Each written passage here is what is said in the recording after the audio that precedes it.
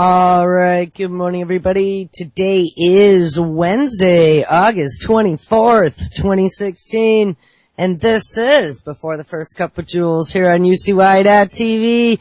Happy Wednesday, everyone. It is 69 degrees and sunny here in upstate New York. Looks like they're going to turn up the heat again for the next few days. So where do we leave off on Monday? We titled the show Gene Hacking, Biosecurity, and Beyond CRISPR. We were looking at some pretty insane things. I know we had covered DARPA awarding $32 million to the Broad Institute to not only design DNA, but also to manufacture DNA as part of their Living Foundries program. DARPA has been on the synthetic biology bandwagon for quite a long time, sprinkling research funding at a lot of the different universities, hospitals, and private institutions. Of course, they want to terraform Mars and push a button to be able to create life on a whim.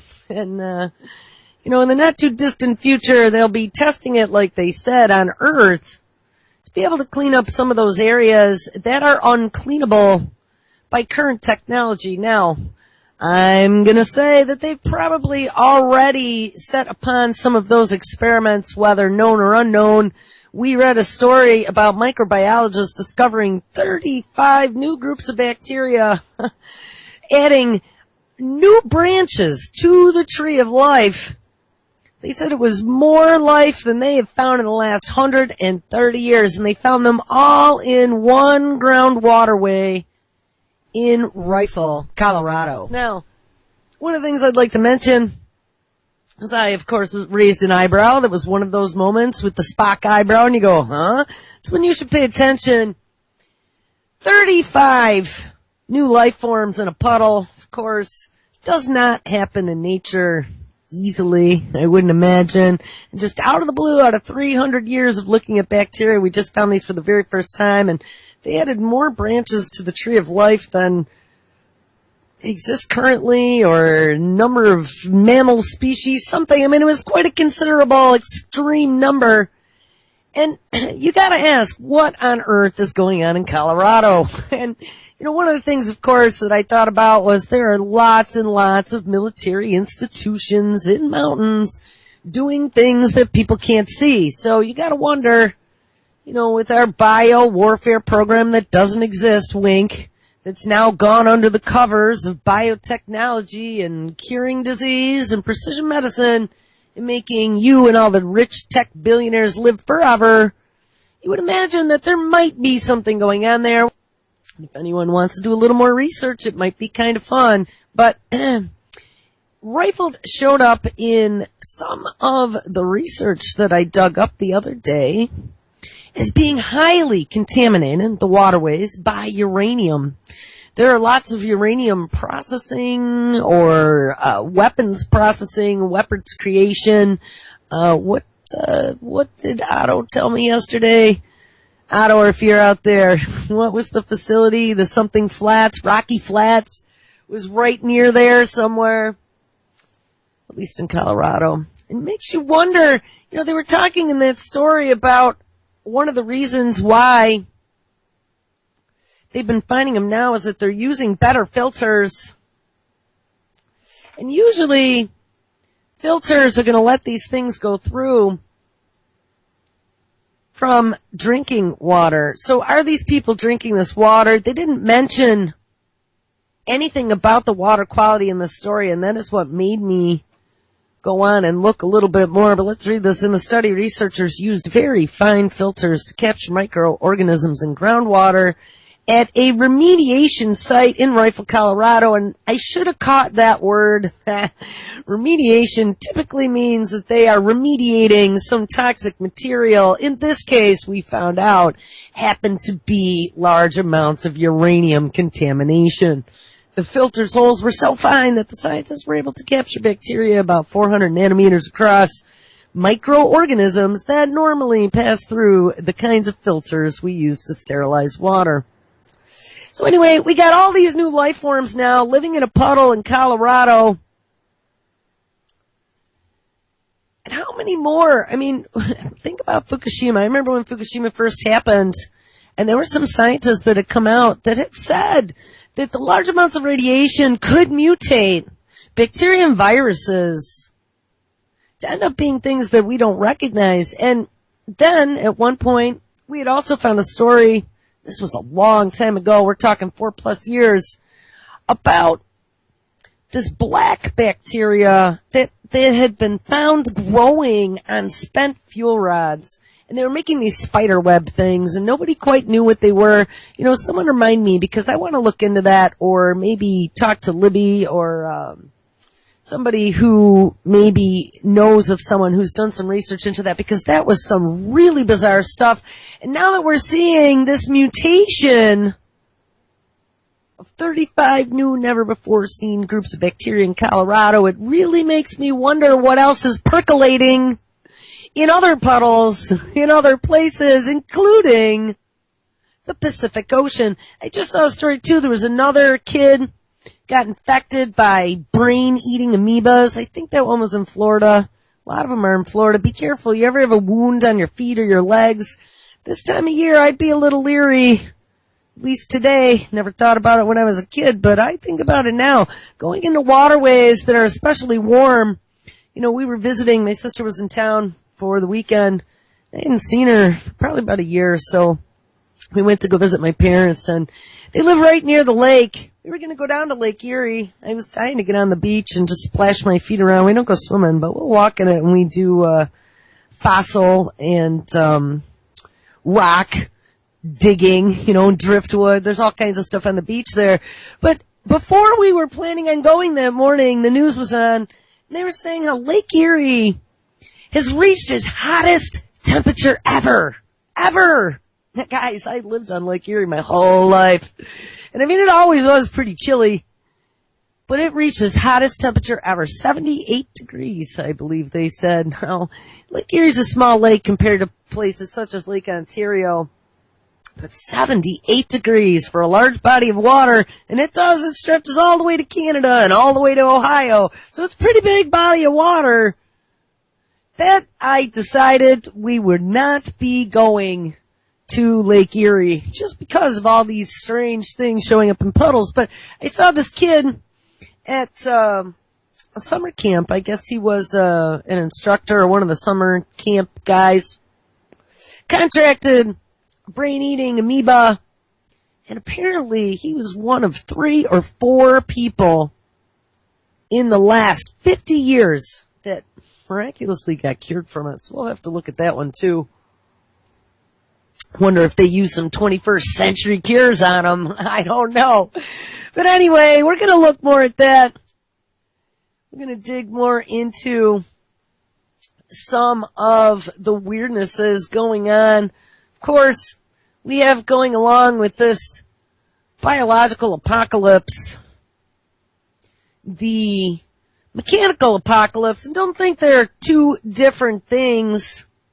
They are just 2 different disruptive technologies at points that are still working their way toward that big one in the center called the singularity. It's when it all becomes one big single dot. And, you know, it's a good way to think of it. And artificial intelligence, of course, the brain. We've covered a lot on the brain, and every day we find more and more. Good old Georgie Church, who works with the Broad Institute and Harvard and the synthetic genetic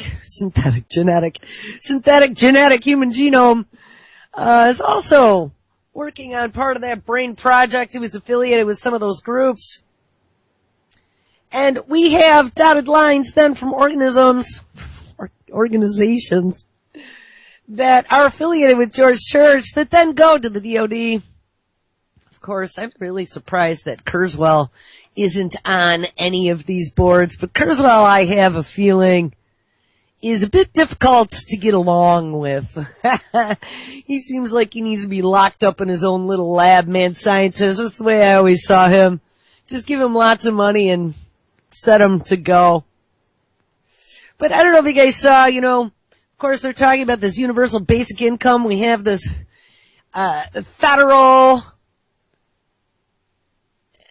think tank now that is discussing what happens when robots take all of our jobs. And remember, it's not just physical robots, artificial intelligence and the Internet of Things and smarts everything.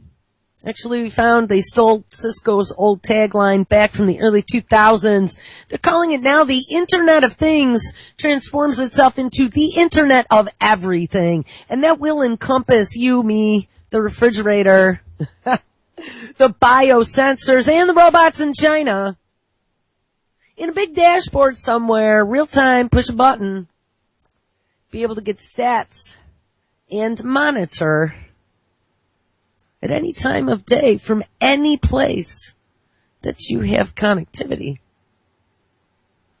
Well, we have this new federal group now that is trying to prepare people for planning on what to do when AI is running the show. I don't know. You know, I've been bouncing around here for the last couple weeks, so there may be stories lined up here about AI. I know there was stories lined up somewhere on one of the computers to talk about some new things coming in AI, but I don't know if we're going to be able to get to that. But one I did have queued up on this other computer. I think I have like 3 machines now with tabs all open. My daughter counted them the other day. She's like, "Mom, do you know how many tabs you have open?" And this was on my notebook. I'm like, "No." She says 47. So then I cry when my computer's at 100% utilization, 47 tabs, and it was just in one browser. Anyway, so this is on computer number 2. This was from last week. I had this queued up, but I wanted to hit this AI kill switch. We somehow must have missed this one back in June. Google's plan to stop. Yes, to stop. Don't let them fool you. Google is not evil. Remember, that was their tagline from the mid-90s. Google's plan to stop the robot apocalypse. Machine intelligence continues to advance, and in the span of a few years, we've seen a robot write a book with human assistance and become our personal drivers. Remember, we also looked at that Yamaha. I hope you guys looked him up.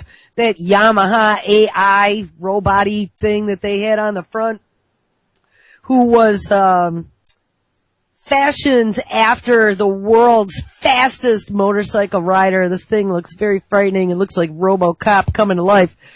But anyway, yes, and become our personal drivers.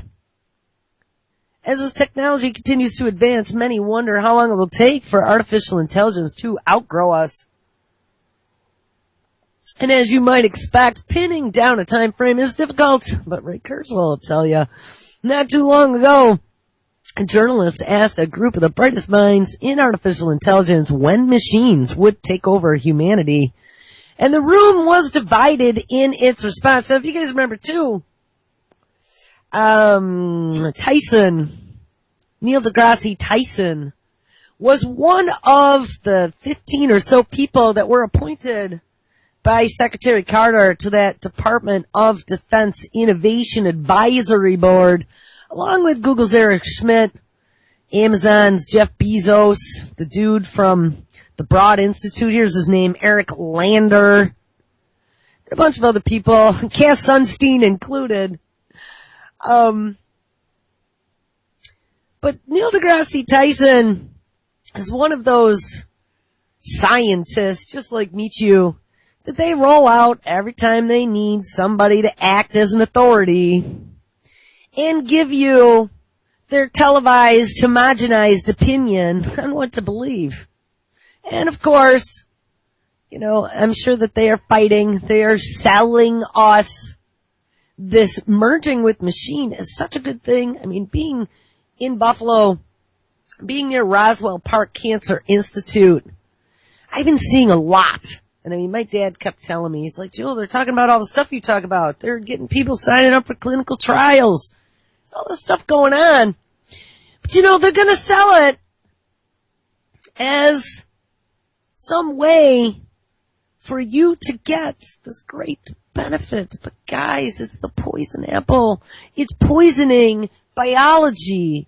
It is putting man-made items into an analog These are digital man-made devices. And actually, no, they're not, because wait until we read this last story today about the DNA.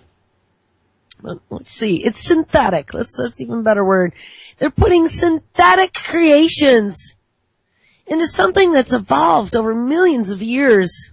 They're copying nature and usurping the form and function and functionality. But guys, our brains are just tiny little puny humans. We're going to have this artificial intelligence named Watson, as well as many others. They're diagnosing diseases and curing us, and soon it'll be little nanobot, DNA nanobot doctors inside of you. That, they can snip anywhere they're told to. Or, if they do their own thinking at some point in the future, which they very well may, with a little mini brain ball. Hey, you know what? There is nothing out of the imagination that's off limits now. Pandora's box has been opened. And there are all kinds of scary things. Remember Raiders of the Lost Ark, when the Nazis who were searching their Nazi treasures for one of their paperclip arms? I don't remember the name of the guy that headed up that arm of paperclip that dug into the occult. But they had that box. And they were looking for the Holy Grail. I think that's what they were hoping was in that box. I don't quite remember. But they opened that box and all kinds of real scary things that melted your face off came out of that box. Guys, we opened that box. That box with face melty stuff is loose. And it's now living in puddles, like in Rifle, Colorado, adding whole branches to the tree of life never before seen. Artificial intelligence is going to be another piece of that Pandora that got out of that box. And now we're going to entrust Google to build a kill switch to stop the robot apocalypse. Where is the insanity, guys? We need to come up with something. That's all I'm saying. The red alarms are going off everywhere. Not too long ago, a journalist asked a group of the brightest minds in artificial intelligence when machines would take over humanity. And the room was divided in its response. Good old futurist Michio Kaku, ding ding, was one of the scientists in that room. And he recalled the conflicting dates. Yeah, but guys, remember the law of accelerating returns. He says, among the top people assembled in one place, the answers were anything from 20 years in the future to 1,000 years in the future, with some AI experts saying never. Wah, wah, wah, wah. I don't think so. But some people put it at 2029. 2029, that's going to be the moment of truth day. That one day a robot will wake up in the laboratory, look around and say, I am aware. I'm just as smart as you. And in fact, I could even be smarter if you put a few more chips into my brain. And, I don't even think it's gonna be a robot, guys. I mean, we saw this DEF CON going on with DARPA. They're $3.5 million in prizes for multiple teams to create artificially intelligent sentries to be able to patrol the boundaries of the internet. To be able to not only identify threats or anomalous behavior like antiviral softwares do already, intrusion prevention and detection, but it also is designed to morph itself based upon the threat and create a patch without human intervention. And that is the huge part of this deal. It's going to be able to self-repair. It's going to be able to take network administrators out of the picture for a whole bunch of work. If it can always be monitoring and repairing itself without 700 patches your network administrator and staff had to do every time there was a new threat released by CERT, I believe. Anyway, back to the story. When artificial intelligence will surpass us, if it is tomorrow or 1,000 years from now, preventing a robot apocalypse is something that's been on many great minds over the years.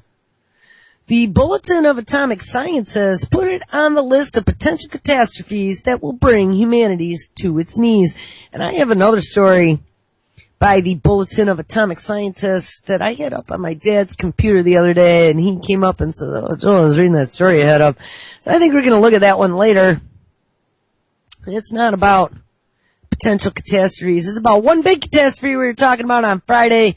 Their worry was how in disruptive technological advancements they've been going completely unchecked, and that's exactly what we've seen. This Jurassic Park scene where Dr. Ian Malcolm confronts John Hammond about fine line between can and should in science, and it's really weird because that's the second or third time Jurassic Park has come up in an article very recently, and we discovered in researching George Church, one of the big boys for the synthetic human genome and the Broad Institute and all these other things, that he's involved in cloning the woolly mammoth and using a perfect elephant that was sought out all across the plains of Africa as a surrogate. I have that story up as well to look at today. Hammond says in Jurassic Park, our scientists have done things which nobody has ever done before. And Malcolm says, yeah, but your scientists were so preoccupied with whether or not they could that they didn't stop to think if they should. Ding, ding, da, ding. That is the truth. AI can do great for humanity.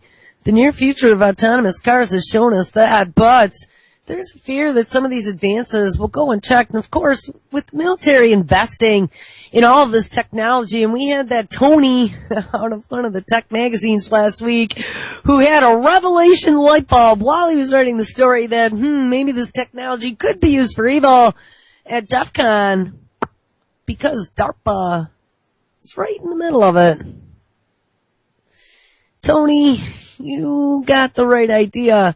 Nothing that is being financed by the military is going to be about saving kittens at all.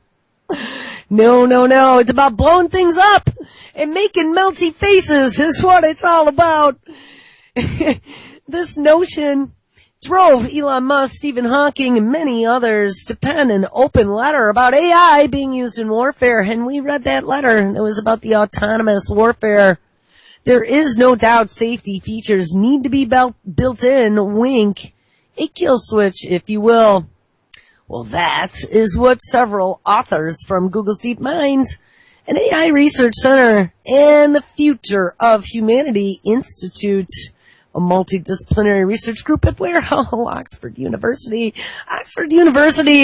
that created Oxitec, by the way, that then manufactured genetically modified mosquitoes, and had sprinkle funding from Bill Melinda Gates. Yeah, that University of Oxford.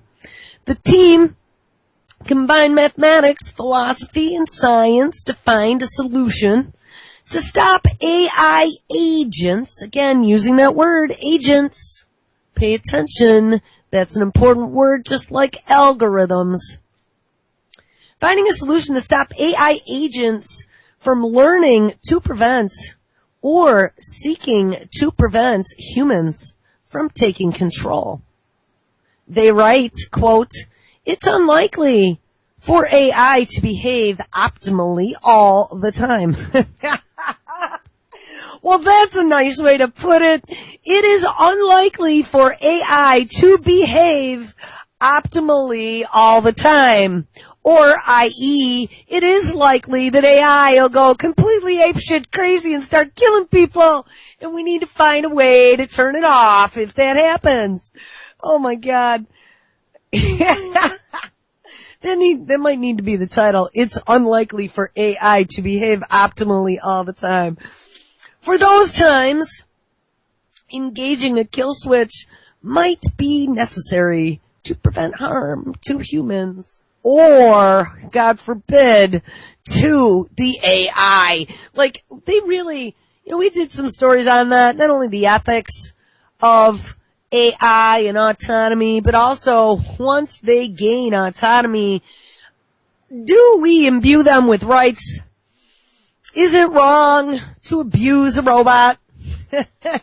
Especially since they're talking about giving robots senses, including pain. I don't know, I might be evil. I feel the need. Honestly, guys, deep down inside me, there is a feeling wanting to hurt AI. I can't help it. I need to break it. I need to drop a Jibo off of a large, tall building and watch him go.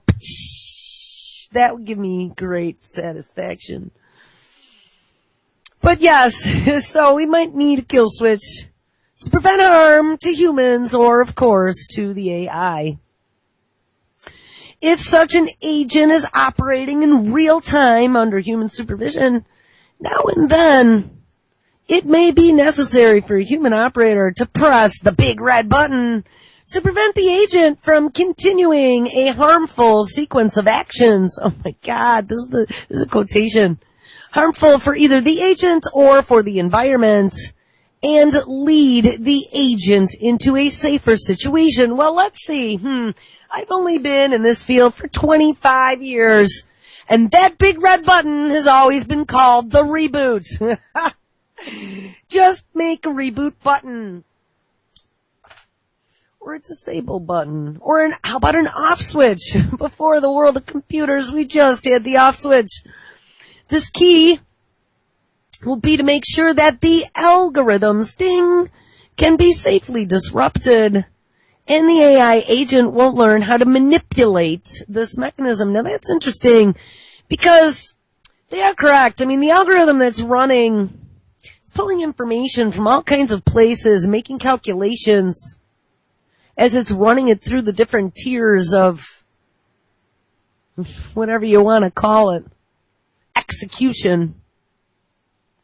And if you disrupt an application when it's in the middle of doing something, you can totally screw things up. But hey, I got a plan, guys. This is a real easy one. Make sure you always do, when it powers back up, a real-time backup to the cloud somewhere. In a secure location, of course, so it can't be hacked. Like a bio level, call it a cyber level 4 in cyberspace. Keep that backup safe. So hey, just like my dad does, he does crazy stuff to his machine. He deletes shit and runs all this stuff. And when something breaks, guess what? He's always got his backup on his external drive, and he just says, screw it, and pushes that button and reloads his last known good one. Simple. Poor man's way of fixing anything. Sam Shade from Business Insider points out the partnership between DeepMind and the Future of Humanity Institute is an interesting one. DeepMind wants to solve intelligence and create general purpose AIs, while the Future of Humanity Institute is researching the potential threats to our very existence. This paper underscores the importance of considering the big picture when developing new technologies and building in a kill switch in case things go awry. So, why did the title say Google's plan to stop the robot apocalypse? But I honestly did not hear Google's name, except for the DeepMind project and a few authors from there, but it does not appear that, like, Google corporate is behind this. Now, Google owns the Atlas robot right now, but the Atlas, that whole division was up for sale. I don't remember the name of their division that had the robotics, but we read about that probably 6 months back. And there were a couple potential buyers, Amazon being one. Now, of course, Bezos and Schmidt are on that DoD advisory board. And remember, DARPA also owned those robots. So that is very interesting to me. I did not see anyone from Toyota on that board. And Toyota has that new AI institute they built in California and put Gil Pratt, who had been the guy in charge at DARPA for that DARPA Robotics Challenge in charge. Though maybe they figure they already got that all tied up because one of their own from the DOD is running that facility. But there was question as to whether or not either Amazon or Toyota were going to buy the robotics division. That included Atlas and Big Dog and Cheetah and all those really scary robots. So anyway, we've talked about robotics, AI, universal basic income, because the robot's going to take all the jobs. It's not just going to be a robot, it's also going to be software agents running everywhere on the Internet of Things to keep you safe, just like the software they were testing on 7 DARPA supercomputers at DEF CON in Vegas back at the beginning of August. The federal government warning, we better be prepared. What are we going to do when all the jobs are gone? Well, we also have South Korea. Samsung, who not only has a consumer electronics arm, like that makes the great little phones that everybody loves, but Samsung also has a military division, and they have a robotics division. Samsung has been manufacturing industrial robots out the ass. We found out that large organizations in China have been investing in large numbers of robots to automate their factories, where they pay workers a pittance to begin with, and people commit suicide and throw themselves out of windows in Apple factories. But don't worry about it. Apple is in nice and chummy with the Chinese government for their large manufacturing facilities. So we just look the other way. A new story out of MIT Technology Review. China is building a robot army of model workers. Can China reboot its manufacturing industry and the global economy by replacing millions of workers with machines? Now, we just saw, well, we didn't just see, 2012 was the first we saw it, but we just talked about, again, universal basic income and universal ID programs. The story that Brandon Somerville wrote back in 2012, it's come up a couple times now in stories about them working with IBM to give a digital identity and identification system to 1.2 billion, with a B, billion people in India. And remember, India is another one of those mad science countries offshore for the U.S. Bill Melinda Gates, actually not Melinda, Bill Gates' Microsoft got entrenched in there way back in the 90s when he started building his little programmer villages, little Adobe huts. And you know, I can't find anything about that. But guys, I lived it. I was in tech at that time. I was at that edge where, you know, we were kind of biting our nails because that was really the first kind of globalist outreach. I mean, we had things with manufacturing, like moving the car industry, manufacturing to Mexico and whatever. I mean, and, you know, made in Taiwan, I think it was back in those days, the Republic of China. But really, the programmer village in India, that was Bill Gates' idea, was the first time we really had to kind of deal with it on a white-collar level for intelligence outsourcing. And then that's where some of these call centers came from. We started training the Indians to speak better English and get on the phone and be a call center, cheap on the cheap. Now, I used to build networks. We had one company.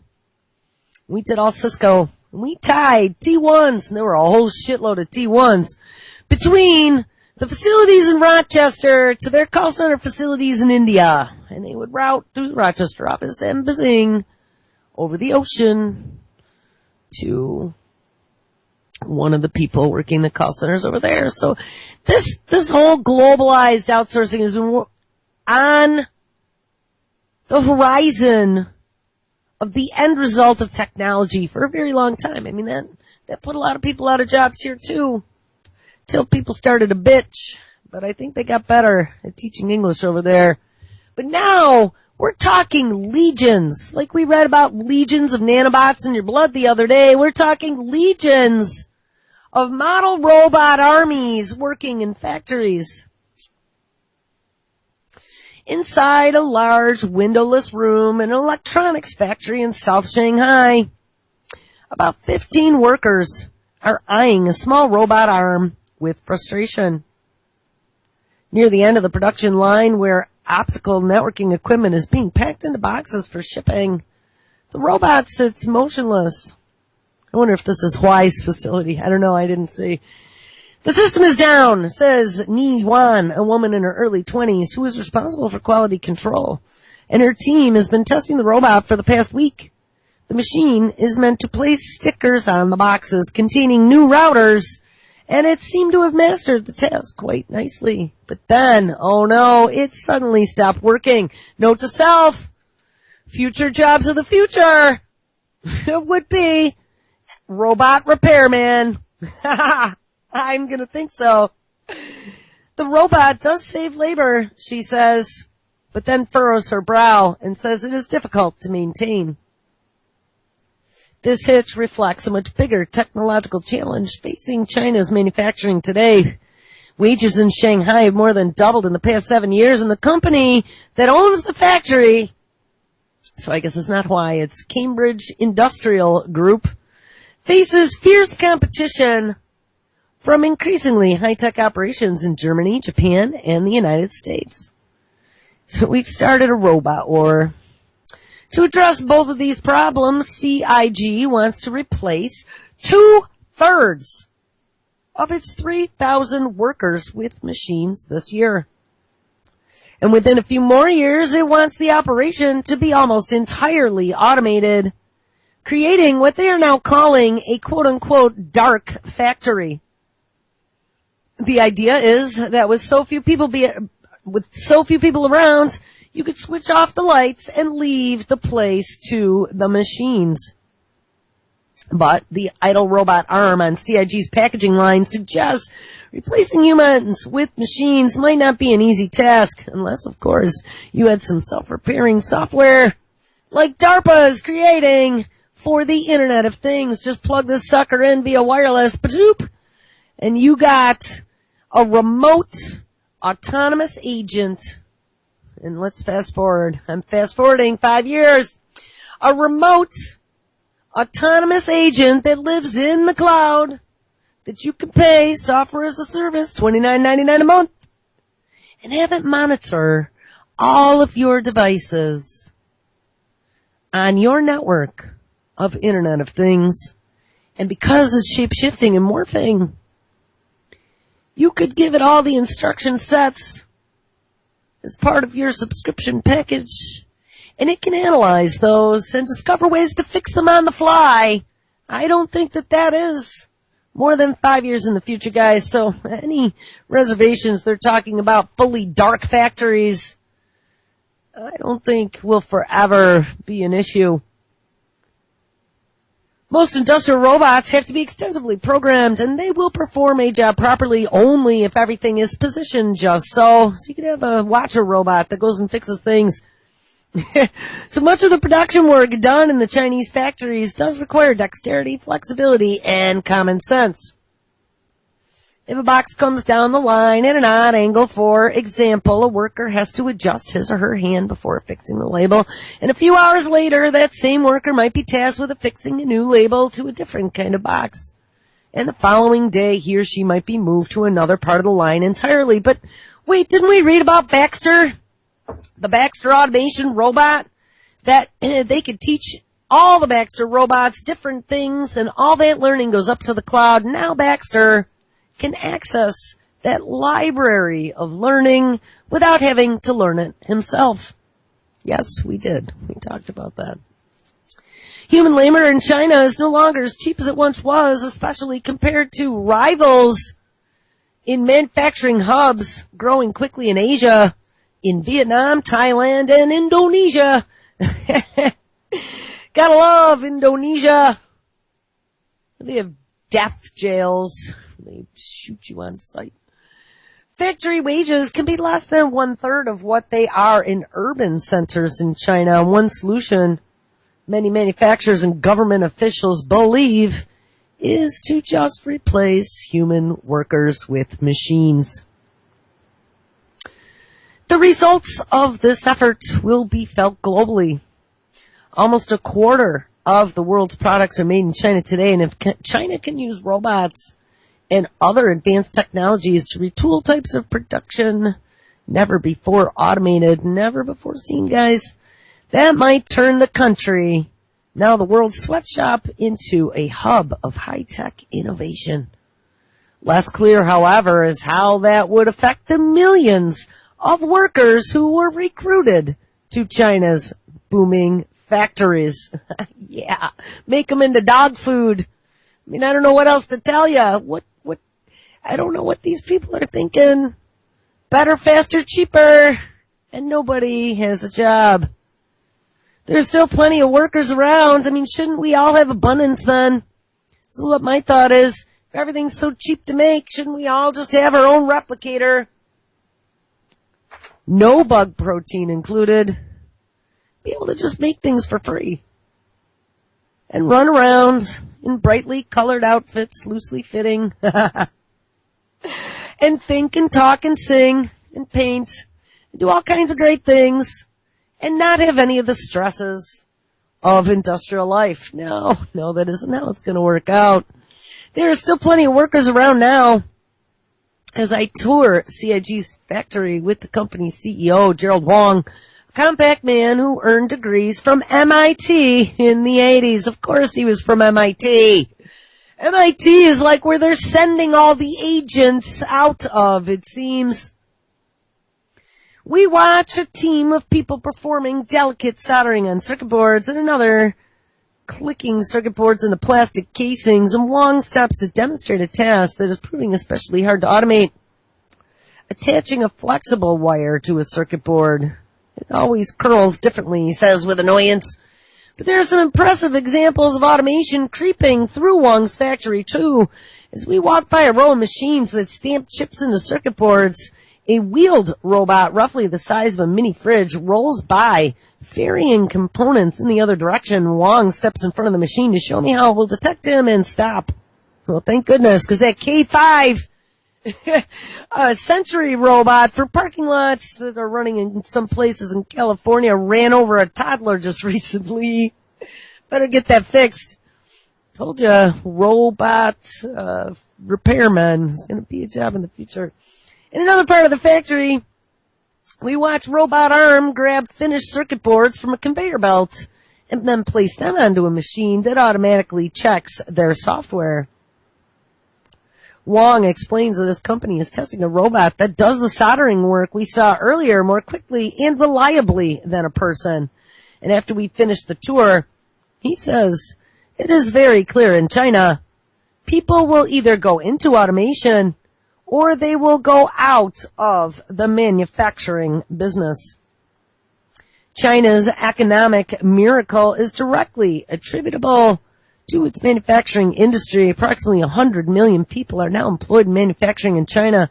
And in the U.S., the number is just about 12 million. Yeah, it's pretty insane.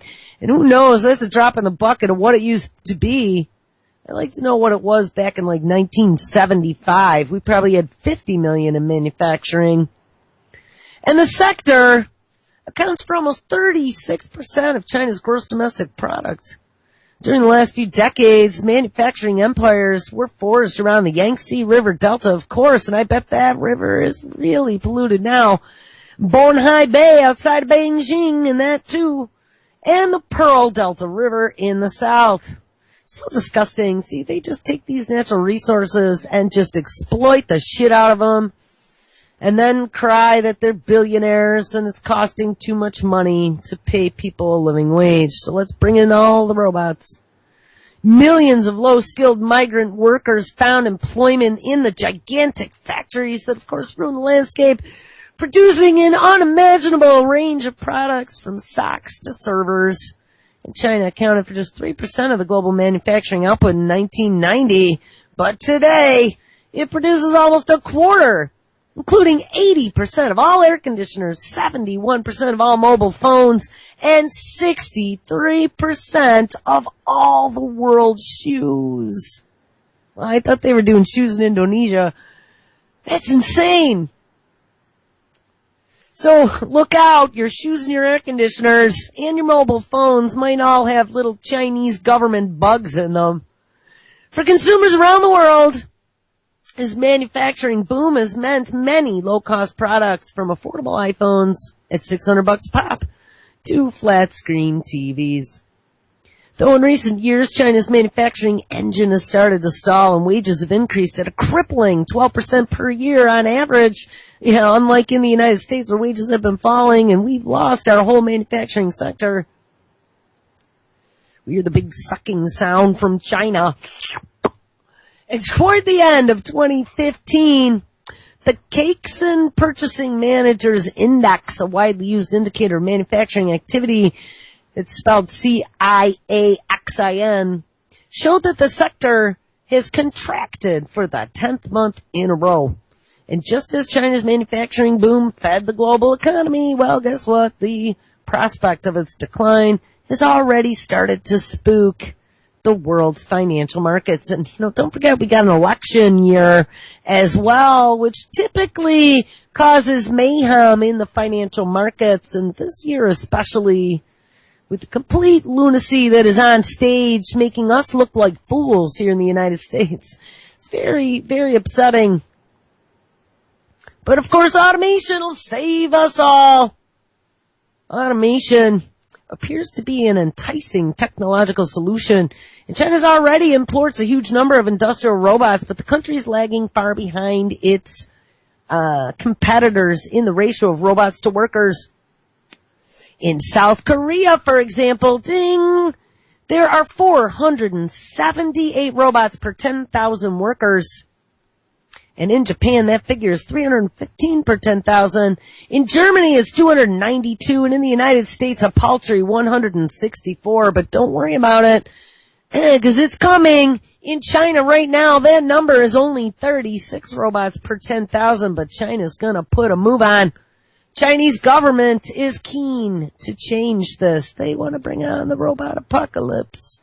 On March 16th, officials approved the latest 5-year plan for China's economy, which reported to include an initiative that will make billions of yuan available for manufacturers to upgrade to technologies including advanced machinery and robotics.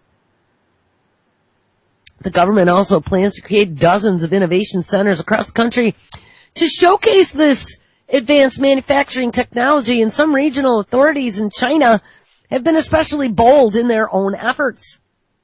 Their goal is to overtake Germany, Japan, and the United States in terms of manufacturing sophistication by 2049, which will be the 100th anniversary of the founding of the People's Republic of China. So, what do you think about those their apples? They want to reinvent China with robotics. And they are bringing in some of the big dogs, including Beidou, just like we have Google in with the government and the military to be building artificial intelligence and all these other horrifying technologies they want to unleash on the planet.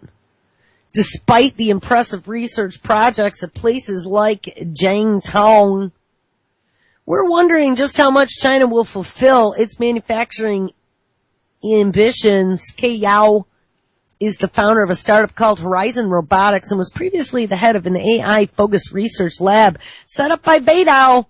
China's dominant internet company is the Chinese Google, and as a matter of fact, the guy from Beidou actually came from Google. And within the Beidou lab, you and colleagues were focused on a field of AI called deep learning, ding ding, just like Google, which involves training large numbers of simulated neural networks to recognize patterns in data.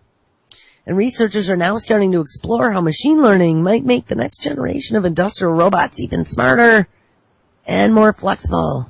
Guys, this is just not good. In the future, what I see is China being more creative, wink, in robotics. I mean, we have this autonomous robotics, biological merging of machine war that has now been unleashed. This is not going to end good. In any of the 10,000 permutations, looking 5, 10, and 20 years down the timeline, I don't see any. Well, maybe one. But it's way off there in the corner, really obscured by the other 9,999 potential futures. None of this is going to be good for the human race. And anyone who's plowing forward in the hopes that by selling out humanity, it's going to be our savior. No. By selling out humanity, you're pushing us further down the hole that's going to be an insane hell of being ruled by life forms that have no humanity, no feelings, no empathy. I don't even know what'll motivate them. Absorbing knowledge and moving on. Sucking brains dry. And then we will become nothing more than biofuel. I mean, I don't know. So where do we go from here? Well, good old NASA. They're working with AI as well. NASA's AI is now going to connect firefighters to the Internet of Things. Yes, firefighters as well. We read about Sapphire. Sapphire was a robot that looked very much like that NASA Valkyrie. Sapphire was a firefighting robot for the Office of Naval Research, that same group that we just read about the other day that did some more insane mad science gone mad. NASA may have figured out a way to give firefighters a greater skill set when they head into burning buildings. NASA's Jet Propulsion Laboratory in Pasadena, California, isn't that where Price is Right is located, has played a role in the development of artificial intelligence capable of collecting data about temperatures, gases, and other signals in order to guide first responders through flames safely. And don't worry about it, because in the future, your smart homes will be able to guide them. They'll be able to have a 3D rendering of exactly what's going on inside, and all the biosensors will be able to read the gases, but not yet. We still live in 20th century squalor in our homes. This system, and yes, this is the one we read about last week, named Audrey. Remember, they're anthropomorphizing all of them, giving them names so they're warm and fuzzy, and you open your arms to accept them. Audrey, which stands for Assistant for Understanding Data Through Reasoning, Extraction, and Synthesis, can also track the entire squad of firefighters and send signals to individuals that may need recommendations on how they can work together more efficiently. As a firefighter moves through the environment, I wonder if this is the same one that they were doing with the police department. And they said they didn't know if the police were really going to like it, because after 30 years on the force, who's going to want recommendations from a machine on how to interact with potential arrestees? Yes, that was what that was. We read that last week. Well, I guess the firefighters might be more open-minded. As a firefighter moves through an environment, Audrey could send alerts through a mobile device or a head-mounted display, says Mark James of the Jet Propulsion Laboratory, lead scientist for the Audrey project. The researchers designed Audrey for what? Oh, for integration into the Internet of Things. In this case, the firefighters would support wearable sensors on their clothing that could pick up their GPS location, the amount of heat in other rooms, the presence of dangerous chemicals, and even satellite imagery of a location. And when the responders are connected to all these sensors, what the Audrey agent thing becomes their guardian angel, says Edward Chow, manager of JPL's Civil Program Office and program manager for Audrey. And because of all this data the sensor sees, biosensors, guys, firefighters won't run into the next room where the floor will collapse. This technology is made possible because of technological advances like miniaturized sensors and devices that provide increased connectivity. Audrey was designed as a cloud-based piece of software, ding, ding, ding, as a service, I bet. So it can keep an eye out from above, your guardian angel, watching events and making predictions about how the next steps will work and the resources that are needed. Audrey has already been tested in virtual demonstrations and is expected to be ready for in-the-field demonstrations within this year. Audrey includes several technologies developed by NASA and the dark side, the DoD, over the last 5 years. Guys, it is coming. It is coming. All right, where do we end this up? I guess we're going to continue right where we're leaving off today, but I guess we're going to hit this. The U.S. Air Force is now planning to plasma bomb the sky to improve global radio reception. Oh, it's so crazy. It might just work, says the subtitle of the story. What? We're gonna plasma bomb the sky? Are they fucking lunatics? Well, I think they are. The U.S. Air Force is planning to drop plasma bombs of charged particles into the upper atmosphere, and all in the name of boosting radio reception down on Earth. Small satellites called CubeSats, and I think we read about these. We have some of the tech companies, I think Facebook was one of them, that are going to be launching CubeSats that measure just a few centimeters cubed, will be used for the project, and they have 3 separate teams now working on plasma bombing the atmosphere. All right, guys, make sure you stick around, and you have an awesome Wednesday, and I'll catch up with you tomorrow. Everybody take care.